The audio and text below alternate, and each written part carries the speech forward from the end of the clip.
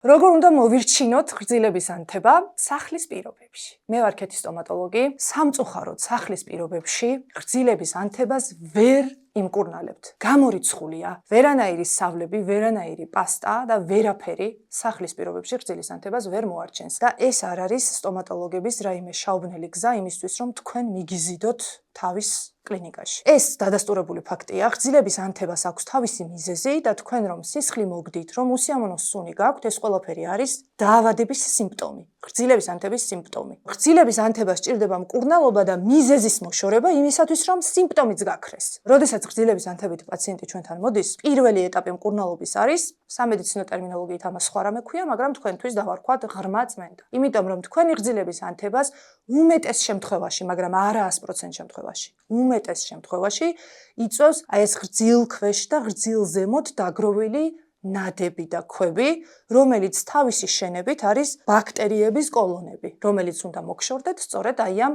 ღრმა წმენდით. და შემდგომში უკვე იმისთვის, რომ სიმპტომები მოგშორდეთ, ხო, ეს სისხლდენა და ყველაფერი ამ გაღიზიანებულ ღრძილებზე, ასე ვთქვათ, უნდა დაინიშნოს შესაბამისი შემცველობის პასტა, სავლები და ასე შემდეგ დამხმარე საშუალებები.